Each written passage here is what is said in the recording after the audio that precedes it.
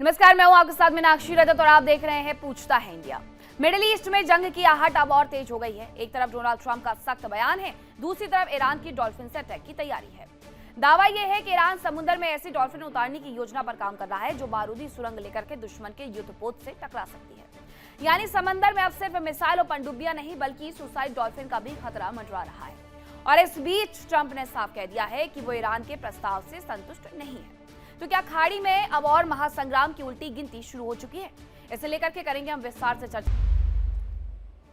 और चलिए बात करेंगे मिडिल ईस्ट की। ईरान और अमेरिका के बीच तनाव अब उस मोड़ पर पहुंच गया है जहां युद्ध के मैदान सिर्फ मिसाइलों और ड्रोन तक सीमित नहीं रहे हैं।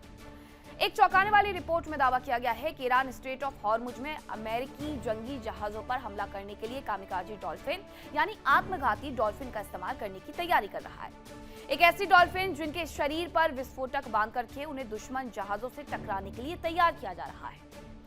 अब ये ईरान की डॉल्फिन आर्मी क्या है वो मैं आपको समझाती हूँ। दरअसल ये हॉर्मुज में अमेरिका की नाकेबंदी पर जो नकेल कसने की तैयारी है वो की जा रही है। स्ट्रेट ऑफ हॉर्मुज नया वॉर जोन बन चुका है और ईरान सुसाइड डॉल्फिन रणनीति पर काम कर रहा है। डॉल्फिन के माध्यम अंडर वाटर अटैक की तैयारी की जा रही है और ईरान की माइन कैरियर्स डॉल्फिन हैं ये जो ईरान का मरीन कामिकाजी खतरनाक प्लान है उसे सफल साबित करेंगे। ये समुद्र के भीतर साइलेंट वॉरफेयर वाला नया खतरा है। आपको बता दें कि ईरान लंबे समय से समुद्री गोरिल्ला रणनीति पर काम करता रहा है। स्पीड बोट्स, सी माइंस, ड्रोन के बाद अब डॉल्फिन को हथियार बनाने की चर्चा ने दुनिया को चौंका दिया है। सोवियत संघ के पतन के बाद मिलिट्री डॉल्फिन प्रोग्राम की कमान यूक्रेनी नेवी के पास आ गई थी, लेकिन साल 2000 में एक चौंकाने वाला खुलासा हुआ।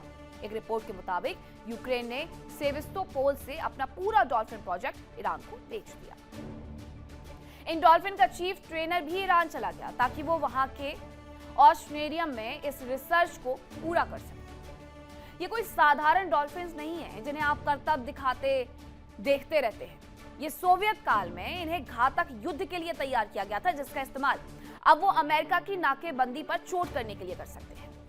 इनकी पीठ पर हार्पून लगे थे जिनका इस्तेमाल दुश्मन के गोताखोर को मारने के लिए किया जाता था। ये डॉल्फिन अपने साथ विस्फोटक समुद्री माइंस लेकर के दुश्मन के जहाजों पर आत्मघाती हमले करने में सक्षम है। इनकी सबसे बड़ी ताकत है इनकी सुनने की क्षमता।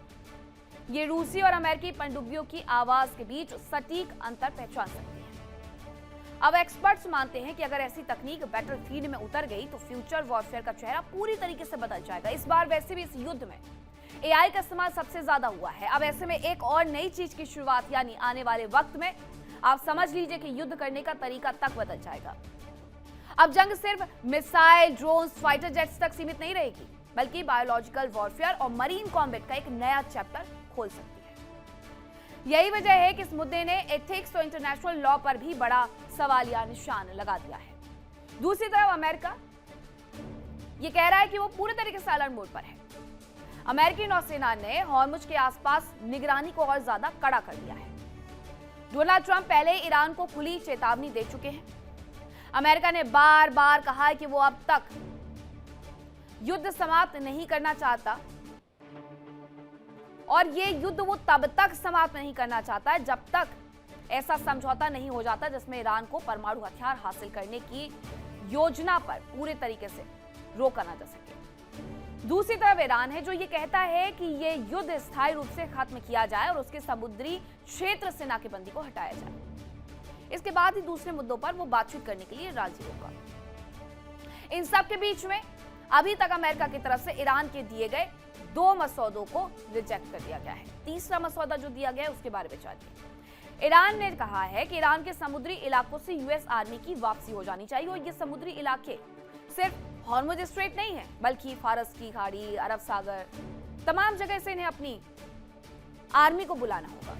इसके अलावा स्ट्रेट ऑफ हॉर्मुज से यूएस को नाकेबंदी तो हटानी ही होगी। इसके साथ ईरान की जब्त की गई सभी संपत्तियों को वापस करना होगा। युद्ध से ईरान को हुए नुकसान के मुआवजे का भुगतान अमेरिका को करना होगा और लेबनान समेत सभी मोर्चों पर युद्ध को समाप्त भी अमेरिका ही करवाए। ईरान के खिलाफ दोबारा हमला ना हो इसकी गारंटी अमेरिका ले। ट्रंप का साफ संदेश है, अगर अमेरिकी हितों पर हमला हुआ तो जवाब ऐसा होगा जिसे तेहरान पीढ़ियों तक याद रखेगा। यानी खाड़ी में तनाव अब सिर्फ बयानबाजी नहीं बल्कि युद्ध की उल्टी गिनती बनते जा रहा है। इसीलिए बड़ा सवाल यह खड़ा होता है कि क्या ईरान अमेरिका के साथ जंग में नई रणनीति बना रहा है। सवाल यह भी कि क्या अमेरिका ईरान तनाव अब नए युद्ध की तरफ बढ़ते जा रहा है। और सवाल एक और है कि क्या समुद्र के भीतर साइलेंट वॉरफेयर का नया खतरा बढ़ गया है। इसी पर करेंगे चर्चा की शुरुआत। कौन कौन से मेहमान मेरे साथ जुड़ रहे हैं आपका परिचय करवाती हूँ। मेरे साथ जुड़ रही हैं लेफ्टिनेंट कर्नल हिमांशी सिंह, रक्षा विशेषज्ञ है, कर्नल एस के मलिक, भू राजनीतिक विशेषज्ञ, डॉक्टर अजताब सिंह, विदेश मामलों के जानकार, पूर्णिमा नाथ, भू राजनीतिक विशेषज्ञ हैं, यूएसए से हमारे साथ जुड़ रही हैं, ईरान मामलों के जानकार फिरोज मीठी बोरवाला भी हमारे साथ जुड़ रहे हैं। सबसे पहले मैं आप ही से समझना चाहूंगी लेफ्टिनेंट कर्नल हिमांशी जी कि ये क्या नई तैयारी है, क्या करना चाहता है अब ईरान। इसमें एआई हमने देखा है, एआई का इस्तेमाल काफी किया गया, अब एक और नई तरीके की वॉर लड़ने की तैयारी। नमस्कार, जय हिंद। देखिए, इस समय जो वॉर की स्थिति है वो सिस्टम्स सिग्नल से ज्यादा साइकोलॉजी से लड़ा जा रहा है। और यही है कि ये एक हाइब्रिड वॉरफेयर का क्लासिक केस है, जहां पर ईरान ये समझता है कि वो अमेरिका जैसी महाशक्ति के सामने नहीं रुक सकता है, लेकिन वो एक तरीके से छद्म क्रिएट करता है। और नो डाउट उसकी जो नेवी है वो बाकी दुनिया की जो नेवी है उनसे भी अलग है। कैसे अलग है कि देखिए, एक तो उनके पास रेगुलर नेवी है, दूसरी उनके पास आईआरजीसी की नेवी है। और ये जो सिस्टम हम जो डिस्कस कर रहे हैं डॉल्फिन आर्मी वाली, ये कोई नई चीज नहीं है। अमेरिका और रशिया ने इसको बहुत पहले इस्तेमाल किया था एक दूसरे के खिलाफ, जहां पर कि डॉल्फिन का इस्तेमाल करते थे कि अगर समुद्र में कोई गोताखोर जो उनके जो बड़े युद्धपोत हैं या कोई टैंकर्स है उनके आसपास आए तो उनको डिटेक्ट करें, या अगर सी माइन कहीं लगाई गई हैं उनको डिटेक्ट करें, या कोई और समुद्री खतरा है तो उसको डिटेक्ट करें। लेकिन ये किसी भी तरीके से जो हमारा नॉर्मल वॉरफेयर है उसको रिप्लेस नहीं कर सकता है, क्योंकि इस समय जो वॉरफेयर है वो इन सब चीजों से बहुत ज्यादा आगे बढ़ चुका है। और जैसे अभी जो रिपोर्ट्स है उसमें कहा जा रहा है कि ईरान ने एक हूट नाम का टॉर्पीडो बनाया है, जो कि जो इस समय जितनी भी नेवीज हैं उनमें सबसे ज्यादा शक्तिशाली और घातक है, क्योंकि इसकी जो स्पीड है पानी के नीचे 350 किलोमीटर प्रति घंटे की है, जो इस समय नोन जो इक्विपमेंट्स है वॉर के उसमें सिवाय ईरान के किसी और के पास नहीं है। क्योंकि ये जिस टेक्नोलॉजी पे काम करता है वो है कि ये अपने आगे एक वैक्यूम क्रिएट करता है, एक टनल बनाता है, ताकि जो पानी का घर्षण हो उससे इस टॉर्पीडो को बचाया जा सके। तो ये टॉर्पीडो मुझे लगता है कि ज्यादा खतरनाक है बनिस्बत डॉल्फिन्स के। और इसके अलावा देखिए, ईरान के पास एक और जो बहुत पावरफुल चीज है वो है उसकी फास्ट अटैक बोट्स, जो स्वॉर्म में अटैक करती है, यानी कि बहुत सारी एक साथ आती है, तो इनको निशाना बनाना भी बहुत मुश्किल होता है।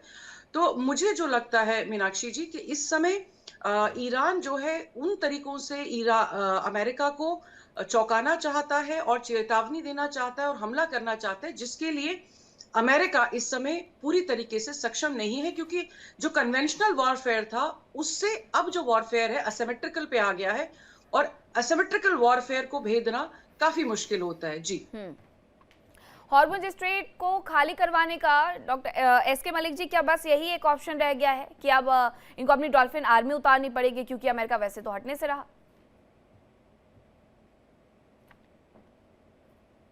अनम्यूट करिएगा कर्नल। जी जी जी, नमस्कार सभी को पैनलिस्ट को सादर नमस्कार। मीनाक्षी जी, देखिए, जैसे कि कल हिमांशी बोल रही थी, ये बात बिल्कुल सही है कि आप डॉल्फिन्स वगैरह का जो कंसेप्ट है ये बहुत ही लो और बहुत ही स्पेसिफिक टारगेट्स को चूज करने में डिटेक्शन में यूज हुआ है पास्ट में। और इसकी संभावना बहुत ज्यादा नहीं है कि बहुत ज्यादा कर भी पाएगा या सफल हो पाएगा, क्योंकि यस, पिन पॉइंट या उनको कुछ इन्फॉर्मेशन के लिए जो स्पेसिफिक ट्रेन्ड डॉल्फिन्स हैं वो इन्फॉर्मेशन दे सकती है या इवन अटैक भी कर सकती है, बट बहुत ही स्पेसिफिक। पहली बात तो ये डॉल्फिन्स इतनी मात्रा में नहीं हो सकती कि हजारों लाखों की संख्या में इनको ट्रेन कर दिया जाए। एक जीव है, जीव को ट्रेन करने का तरीका होता है, वो ट्रेनर्स इनके स्पेसिफाइड होते हैं, but very specific, very very specific. तो ये नहीं लगता, ये ये एक इरिटेटिंग वेपन की तरह यूज हो सकता है, लेकिन इसको एज ए युद्ध में एज ए वेपन बहुत ज्यादा आप इस्तेमाल नहीं कर पाएंगे, और ना इसका सक्सेस रेट होगा। रिलायबिलिटी अनदर फैक्टर है, क्योंकि अल्टीमेटली एक देखा जाए एक लिविंग है, और लिविंग को आप इतना ज्यादा स्पेसिफिक टारगेट नहीं कर सकते जितना कि आप इलेक्ट्रॉनिक से और लेजर से और बाकी चीजें जो हमारे पास टेक्नोलॉजी अवेलेबल है, स्पेसिफिक पिन पॉइंटिंग उनसे ज्यादा होती है। और दूसरी बात यह है कि आज जो स्थिति पहुंच गई है, निश्चित रूप से अभी देखिए ईरान अपने 14 पॉइंट्स का उन्होंने जो दोबारा से उनको अपने समझौते के अंदर करने के लिए शर्तें दी हैं, ये वही शर्तें हैं जो कि पाकिस्तान में 2 महीने से चल रही है या उसकी सेकंड राउंड में भी चली है। इसमें कुछ भी तो नया नहीं है। तो कुछ भी ऐसी जगह ईरान की तरफ से ऐसा कोई लीवरेज नहीं दिया गया है कि वो बच करने के लिए डाउन है। उसका कहने का मतलब है कि पहले जो इकोनॉमिक डाउन करने के लिए आपने मेरा ब्लॉकेट किया है, अल्टीमेटली पहले उसको हटाइए और मुझे इकोनॉमिकली स्ट्रांग होने दीजिए। अब बात यहीं आ जाती है कि अमेरिका ने जो ब्लॉकेट लगाया है ईरान को इकोनॉमिकली डाउन करने के लिए, ये उसको स्क्वीज करने के लिए लगाया है और इसी को कह रहा आप हाँ, इसको हटाइए। तो ईरान और अमेरिका का यही सबसे पहला टसल होगा, वो नहीं हटाएगा जब तक कि ईरान के अंदर वो इकोनॉमिकली उसको कमजोर नहीं करेगा। लेकिन ये तो सीधे सीधे ये रिपोर्ट सर ये कहती है ना कि कामिकाजी के तरह इस्तेमाल किया जा सकता है, आत्मघाती हमलों के लिए इसे इस्तेमाल किया जा सकता है, और अगर ऐसा हो जाता है तो फिर अमेरिका के साथ तो युद्ध और भड़केगा। नहीं किया जा सकता है बहुत सेलेक्टेड केस में, इसकी बहुत ज्यादा रिलायबिलिटी आप लेकर नहीं चल सकते, क्योंकि रिलायबिलिटी होती है जो आपके कंप्यूटर स्क्रीन पर होती है, जो आपकी फिंगर टिप से होती है, आपका कंट्रोल में होती है। रिलायबिलिटी वहां से आती है, आप कितने भी आप ट्रेनर लगा लीजिए, ठीक है, आप डॉल्फिन आर्मी को भी आप कितना भी आप स्प्रेड कर दीजिए, लेकिन ये भी एक बहुत स्पेसिफिक टारगेट या स्पेसिफिक कॉज के लिए, पर्पज के लिए यूज की जा सकती है। युद्ध में इसको एक डिसाइसिव हथियार की तरफ नहीं कर सकते, आप करा नहीं जाएगा क्योंकि रिलायबिलिटी आएगी नहीं आएगी। और दूसरा मैं जो आपको बात बता रहा था वो ये कह रहा था कि आज जो इस युद्ध का जो हम आगे बढ़ रहे हैं स्टेप बाय स्टेप, अभी अमेरिका और ईरान दोनों साइड ने अपनी पिछले युद्ध विराम के दौरान अच्छी तैयारी की है, दोनों तैयारी की है। अब बहुत सारा जो सपोर्ट मिला है चाइना से मिला है, सॉफ्टवेयर चाहे कह लीजिए, हार्डवेयर कह लीजिए, मेरा मतलब है कि मिलिट्री अब या वेपनरी से कह लीजिए। और अमेरिका ने भी अपने बहुत सारी, अभी कल ही देख लीजिए उन्होंने 8.3 बिलियन डॉलर का खाड़ी देशों को एक तरह से वेपन देने का उन्होंने एक कॉन्ट्रैक्ट किया है। और उसको जल्दी, कॉन्ट्रैक्ट के पहले भी, चलो कॉन्ट्रैक्ट तो ऐसा होता है कि मेटलाइज करने में टाइम लगता है because after production supply line जो एक्टिवेट होती है उनको डिलीवर किया जाता है, लेकिन आज की डेट में भी उन्होंने अपनी पोजीशन को काफी किया है। तो मुझे लगता है कि जो इकोनॉमिक ब्लॉकेड है ईरान को वो हिट कर रहा है, और ईरान तभी बातचीत की टेबल पर आने की लग रहा है कि जैसे भले ही उसने लिवरेज ना दिया हो, अपने स्टांस को नरम नहीं किया हो, लेकिन वो अब बातचीत की बात करने लगा है। नहीं, बातचीत तो दोनों देश करना चाहते हैं, ये तो बहुत लंबे समय से चल रहा है कि बातचीत करना चाहते हैं, लेकिन कोई भी झुकने के लिए तो तैयार नहीं है। तो फिरोज मीठी बोलवाला जी, अब क्या बस यही एक ऑप्शन बचा हुआ है कि कामिकाजी की तरह डॉल्फिन का आप इस्तेमाल करें? लेकिन अगर ऐसा आपकी तरफ से किया जाता है तो एक तो युद्ध बहुत ज्यादा भड़क जाएगा, क्या दूसरा आपको अमेरिका पर अब कतई भरोसा नहीं रह गया है कि हाँ ये युद्ध समाप्त हो जाएगा, या फिर ये सब कुछ ऐसे ही चलने वाला है? आई थिंक ये ऐसे ही चलेगा। हम लोग ये बोल रहे हैं कि ये सिर्फ दरिया का ऑप्शन ईरान के पास नहीं है। ईरान के लिए पाकिस्तान, अफगानिस्तान, तुर्कमेनिस्तान के रास्ते भी खुल चुके हैं, और चाइना टू तुर्कमेनिस्तान की एक ट्रेन लाइन है जहाँ से ईरान का तेल बाहर जा रहा है। तो ऐसी कोई बड़ी दिक्कत ईरान के लिए नहीं है। जो दरिया के रास्ते से 40 दिन लगता है, वो ट्रेन के रास्ते से 14 दिन में ईरान के गुड्स चाइना पहुंच रहे हैं। मगर अमेरिका का जो दबाव है इधर हॉर्मुज पे, ये अभी देखना है कि ईरान इस पे क्या कदम उठाता है। और मेरा मानना है कि ये और प्ले आउट होगा। एक दूसरे को धमकी दी जा रही है। एक तो इन लोग ये स्पष्ट समझ ले, ईरान कोई परमाणु हथियार बनाना नहीं चाहता। वो ओबामा के टाइम पे भी स्पष्ट बात हो गई थी। ट्रंप ने आके वो न्यूक्लियर डील खत्म की थी, एक न्यूक्लियर डील मांग रहा है। इतना है कि ईरान एनपीटी सिग्नेटरी। ठीक है फिरोज जी, आपका फ्रेम थोड़ा सा फ्रीज हो रहा है। ठीक है फिरोज जी, मैं आपके पास दोबारा से आती हूँ, आपका फ्रेम थोड़ा सा फ्रीज हो रहा है, लेकिन जैसा आप कह रहे थे उसी बात को मैं आगे बढ़ाती हूँ। पूर्णिमा जी, 2015 में ऑलरेडी एक समझौता हो गया था ईरान के साथ ओबामा सरकार में। अब उससे आकर के डोनाल्ड ट्रंप बदल रहे हैं। ऐसा कभी इतिहास में हुआ है कि एक राष्ट्रपति ने जो फैसला लिया उसे दूसरे राष्ट्रपति ने आकर के बदल दिया? और ये कितने बार होगा कि अभी हमें ये शर्तें मंजूर नहीं है? अभी तक 2 प्रस्ताव तो उन्होंने पूरी तरीके से खारिज कर दिया, अब तीसरा प्रस्ताव भी आगे बढ़ाया गया है। क्या अमेरिका उसे स्वीकार करेगा? Thank you so much for having me. नमस्ते, जय हिंद। जैसे मैं काफ़ी देर से कह रही हूँ, जब से ये कहा जा रहा था कि 60 डेज ख़त्म हो गया, उन्होंने लेटर लिख के बताया कि ये टर्मिनेट कर दिया गया है, वो झूठ कहा है। क्योंकि प्रेसिडेंट ट्रंप ने अगर वो करना होता तो फिर 3-4 दिन के बाद जो डिकैपिटेशन स्ट्राइक हुआ था उसके बाद ही एक्सेप्ट करके निकल जाना चाहिए था। वो मैं इसीलिए कहा था कि वहाँ से ना एयरक्राफ्ट कैरियर को उन्होंने शिफ्ट किया था, ना उन्होंने ट्रूप्स को शिफ्ट किया था। So it's not even diplomacy, it's a poor negotiation game जो खेल रहे हैं president Trump, it's very weird to see that America is in this position today. आज आप ये बोल रहे हो कि मेरा हमारा ये वॉर खत्म हो चुका है, और नेक्स्ट दिन बोल रहे हो कि I have to see what is in the the pointers में क्या लिखा हुआ है। आप होते कौन हो अप्रूव और डिनाई करने वाले, और आप होते कौन हो वहाँ पे जाके आप सेकेंडरी ब्लॉकेज लगाने वाले। So it's all sort of जैसे डोमिनेंस की डिस्प्ले होती है, this is what's happening. But at the end of the day obviously president Trump को एक्सेप्ट कैसे करेंगे दुनिया के सामने कि वो हार गए। सो इसीलिए ये आगे बढ़ता रहेगा, और this is not going to go anywhere. ये सीज फायर का नाटक चलता रहेगा, कुछ खत्म नहीं होने वाला है। What we are seeing actually is Iran की एक डिफरेंट तरीका का सोचने का जो आदत है उनका, वो हमें देख रहा है। एसिमेट्रिक वॉरफेयर पहले से ही था। अब आपको ये सीधे सीधे दिख रहा है कि उनके पास ऑब्वियसली अमेरिका के जैसा एयर पावर नहीं है, उनके पास ऑब्वियसली जैसा अमेरिका के जैसा नेवी पावर नहीं है। तो लेकिन वो कैसे अपना रिसोर्स को स्ट्रेंथ को यूज़ कर रहे, वो देखने की चीज़ है। तो ये इसीलिए मैं बार बार यही बात उठाती थी आपके न्यूज़ चैनल या बाकी सारे चैनल के थ्रू भी, कि इट इज़ समथिंग दैट मेरे ख्याल से हिस्ट्री बुक में पढ़ाया भी जाएगा। उनके पास ना सैंक्शंस का रियायत मिला, ना उनके पास कोई बिजनेस करने की कोई क्षमता थी आज तक। 13,000 उनके ऊपर ऑलमोस्ट सैंक्शंस लगाया गया है। मुझे एक कंट्री की नाम बता दीजिए जो इस टाइप का सिचुएशन में ना सिर्फ अपना कंट्री को बचा के रखे, बट ऑल्सो सबसे बड़े जो इतना गर्व से बिल्कुल, कहते ये कि बहुत जरूरी होता है। ईरान ने वो कर दिखाया है जो मिडिल ईस्ट की बाकी कंट्री नहीं कर पाई है। मिडिल ईस्ट की तमाम कंट्री सीधे सीधे अमेरिका से